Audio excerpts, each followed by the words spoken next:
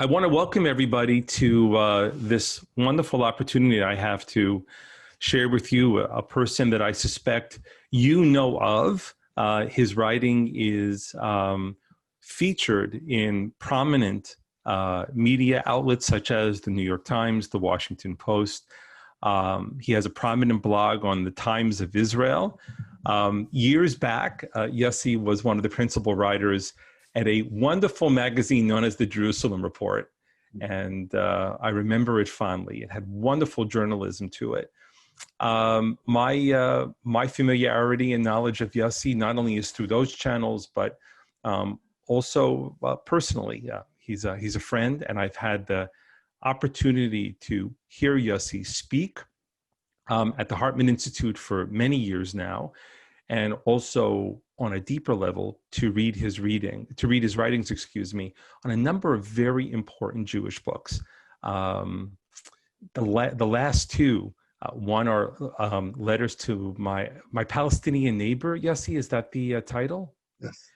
And the one before that was called Like Dreamers, which was the story, the complicated story, not the mythology, but the complicated story of the 1967 war, a story of which is still being written today, because most of the things that are being dealt with in Israel in some way are echoes of that epoch from 1967. But before we get to that, Yossi, I have to ask you, what have you found surprising during this period of Corona, personally? Well, first of all, Aaron, I want to say how delighted I am to be with you, and Shana Tova to everyone watching, and how much I cherish our friendship over the years. And so thank you. Thank you for your friendship. Thank you for your generosity and for having me. So, what has really impacted for me most strongly with Corona was the ability to use this time productively. I'm a writer. I'm supposed to be sitting in a room and writing. That's what writers are supposed to do. And it's been a real gift, quite honestly, to be able to cancel my North American lecture tours, to spend 6 months without interruption, more or less, in my room. I do air myself out every day. Sarah, my wife, and I go out for walk. But I've really been in this room, and it's a fantastic room. I'm looking out to the hills of Judea. I live at the very edge of French Hill in Jerusalem, literally the last row of houses. So I have felt this simultaneous experience of deep rootedness in my writer's study, my life, my books, working on a book project now, and the sense of expanse, just sitting here in my room. So I have just felt extremely blessed. You're one of a tiny number of people who I think is widely recognized as being an important observer of Israel. And the importance of your observations in Israel is in no measure, your importance as an observer, in fact, is heightened because you're a part of the country. Most of the people who call themselves observers really are people who have very little intimate knowledge of what it's like to live in Israel. So I actually had been in Israel in March. Lisa and I were enjoying the latter part of my sabbatical. Rented an apartment in the heart of Tel Aviv, had a roster full of appointments and dinners with old army buddies, the whole thing. And then Corona happened. And I had to come back to Toronto, Yossi, not because things were bad in Israel.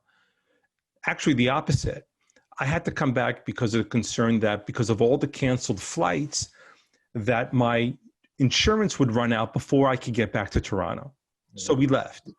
And we left a country that was masterfully managing the crisis. And there was a degree of obedience and fastidiousness with the Israelis in the midst of that initial crisis that, I mean, by anybody's measure, they were managing the situation as best as somebody could.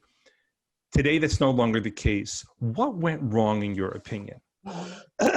Big question, yeah, I know. yeah, no, I'm just laughing because it's the Israeli genius for snatching defeat out of the jaws of victory. Yes. We achieve these stunning victories, and then we fritter it away, and that's something of the Israeli Corona story, and I think it has a lot to do with the Israeli way of coping with emergencies. We're terrific in the short term. But an emergency happens, the country instantly mobilizes. I don't know of any other society that's able to make such an abrupt switch from normal routine to mobilized emergency. And that comes from, unfortunately, many years of practice.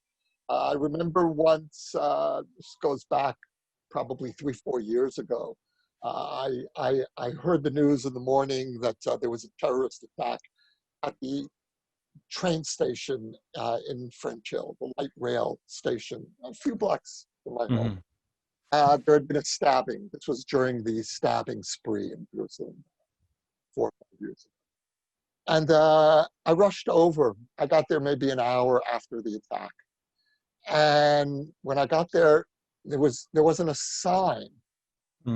The blood had been wiped away. There didn't even have police barricades. People were standing waiting for the next train. And that's the Israeli genius of moving abruptly in and out of states of emergency. The flip side is that we go from normalcy into emergency, but then we very easily go back from emergency into normal life. And that's what happened with Corona. There was this collective feeling of, oh, we've done that, we won. We can check that off now. And people were not ready to deal with a systemic long-term emergency. That's not how Israelis cope. And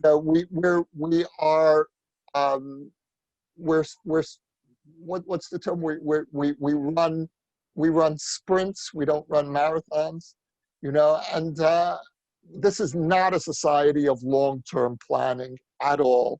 I mean, Israel, we're great at short-term coping and not at all successful in thinking of the long term. And one of the ways that's expressed is how Israelis deal with smachot, with weddings, bar and bat mitzvahs. In America, I'll get invitations from friends or family. Hold that date, right? And I look at the invitation. It's a date for like a year from now. I think, what am I supposed to do with this? How do I know if I'm going to be alive in a year from now? How can you possibly plan a year from now? And yet, in normal countries, that's not considered to be outlandish. I mean, do you know when we send out invitations for a simcha? Usually 3 weeks in advance. And that's considered to be perfectly good form. 2 weeks is okay. Less than 2 weeks is already not good form. And and you ask formally, you ask Israelis to RSVP. Nobody ever RSVPs. Right. My wife and I used to RSVP our first years as new immigrants. Until we realized no one expects it, no one knows what to do with RSVPs. And so that's what went wrong with Corona. It turned out to not be a short-term emergency, but a systemic crisis. And we had no idea how to cope. You write often about the experience of being the child of a Holocaust survivor. My father couldn't be titled a survivor. He left Germany in 1936 as a 1-year-old. But you and I both also were drawn into the orbit of Meir Kahane, of the Jewish Defense League, there was a drunkenness to be found with Jewish power, which was an interesting feeling for people who came from parents who understood their Judaism with a sense of powerlessness. I wonder if you could share for people your personal story and what brought you to move to Israel. Well, it's so interesting that you're asking me this, Aaron, because I'm working on a new book, which is really about this question. And it's an attempt to formulate a generational legacy of children of survivors. Our parents have left behind a tremendous amount of testimony. There are tens of thousands of survivors have recorded their experiences, either with the Spielberg archives or with Yad Vashem. And our generation, and I'm a bit older than you, but we're still more or less the same generation. Our generation has not really thought about what do we have to say to the Jewish people. Those of us who grew up with the Shoah as a family experience to one extent or another. And what is it that we learned from our families? And power has a great deal to do with it. And love of Zionism, of the state of Israel, gratitude, simple gratitude. My father died many years ago. He died young, in 1978. And I wonder what he would say looking at the emergence of, or the reemergence of Jewish anti-Zionism, which is a phenomenon that we thought had ended with the Shoah. Okay, you had Neturei Karta and Satmar, but those were fringe phenomena. Now we're seeing mainstream Jewish voices re-embrace classical anti-Zionism, calling effectively for the erasure of the state of Israel. And it is so antithetical to the survivor family, greater survivor family consciousness. And so what I'm trying to do in this book, explain why. And it goes much deeper than Israel gave us refuge or Israel gave us power. I won't go into the details of what I'm writing. Writers have a very superstitious relationship with their work.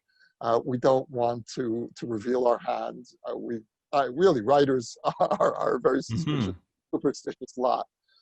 Just so you know, I'm going to interrupt you. I have the same experience because when people ask me what I'm going to talk about on Rosh Hashanah and Yom Kippur, you can't.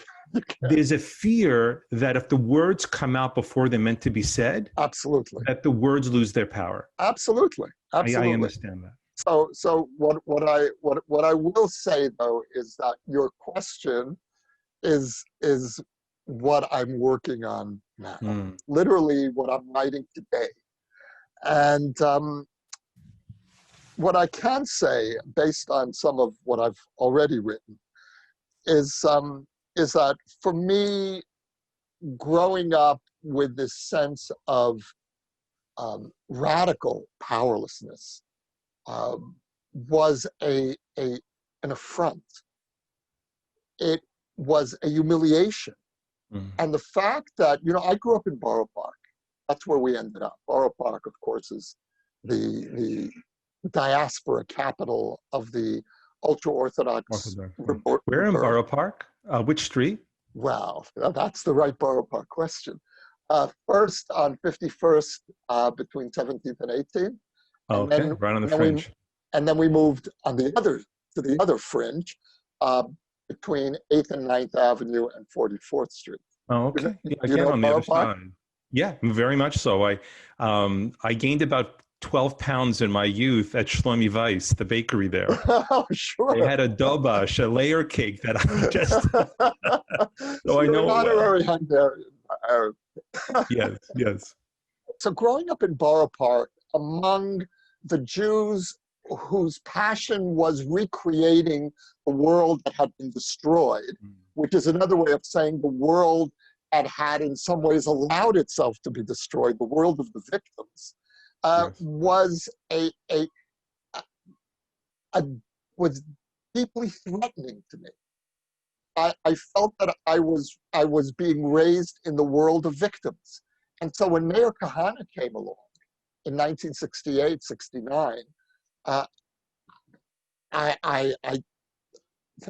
joined the Jewish Defense League. Before that, I had been in Beitar, which was the most extreme right-wing Zionist youth movement that was available to me until JDL came along.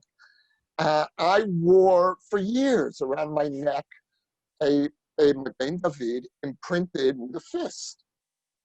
You know, and now I think of that emblem. I think of that symbolism of it, of the heart of a Jewish star. It's a fist. It's like squeezing the heart out of Judaism. But of course, that's not how I experienced it as a teenager. This was my empowerment, and studying karate and learning how to shoot. This was all for me so essential. And the joke, you know, the providential joke that was played on me was that when I joined the Israeli army and at the end of the 1980s, it was the first Intifada, and my army experience was the opposite of whatever glory one could have hoped for. My army experience was patrolling the Gaza refugee camps. It was facing 16-year-old kids. It was entering people's homes in the middle of the night. And so what I came away from that experience was internalizing the complexity, the burden, as well as the responsibility and the joy of power. And it's a package deal. And it was, for me, it was a gift. The gift of the first Intifada was the gift of the complexity of power. Yes. And when did you do the army? Roughly around your time, Yossi. I was there from 89 to 91. Okay, Roughly exactly. I was in Givati, and I can tell you that there were no glorious war stories from the first Intifada. No. We were policemen more than soldiers. Yes, but we weren't trained to be policemen. That was the problem. Yes. And that's the reason why there were so many failures, is because there was not, as the expression is in the Israeli army, there was not an effective tahkir kham. There wasn't really a hot examination of the failures that were taking place day by day, by not examining the tactics alone, but the broad strategy of people who weren't trained to do a job that needed to be done. No, and fortunately, the Israeli army was not trained for that kind of intimate occupation of a civilian population. We were out of our depth. No question. And I really came away from there committed to a two-state solution, on the one hand, but on the other hand, also realizing that we can't be naive.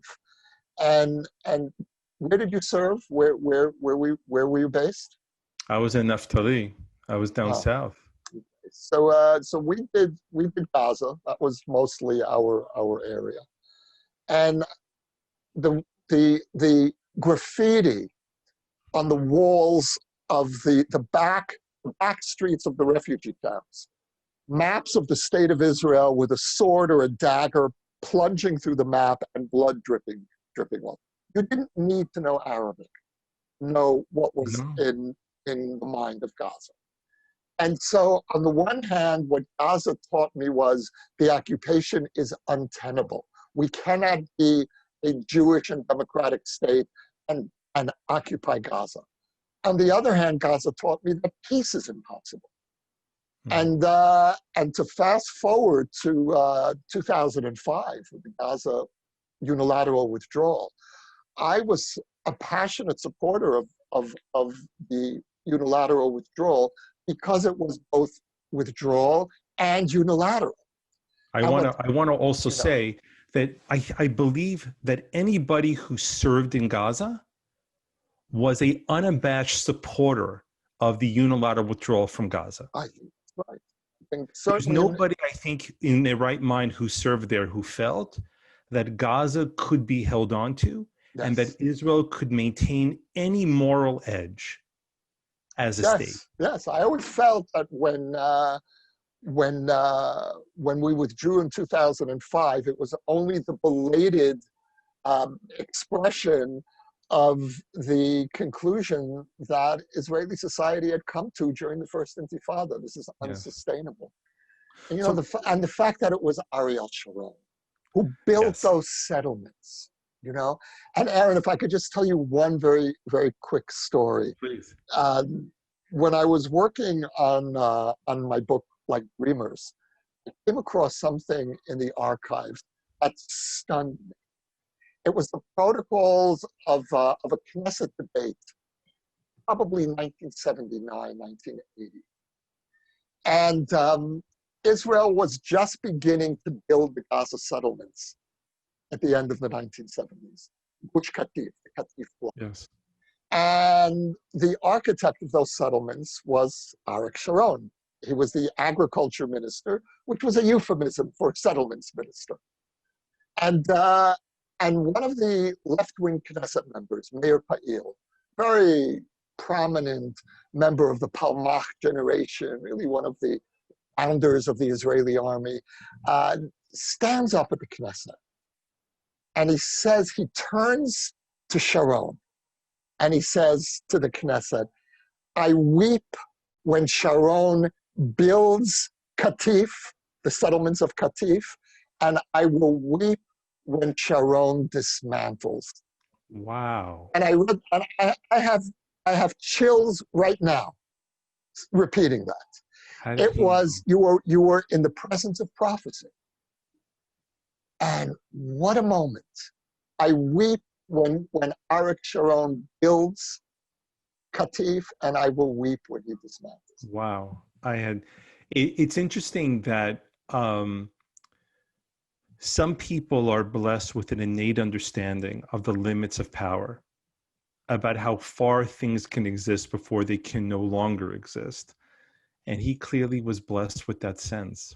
On the other hand, it could have just been fortuitous for political rhetoric. So, I mean, no, I give him tremendous credit. I also think that Sharon, if you look at how he handled Second Intifada, he was elected in 2002 to defeat the Second Intifada.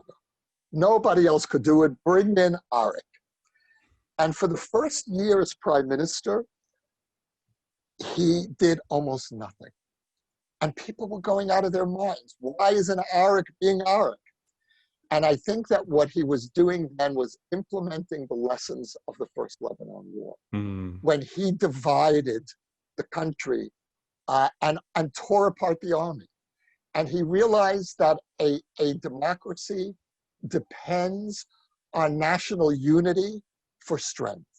A divided country cannot win a war. And Lebanon was the first war we lost.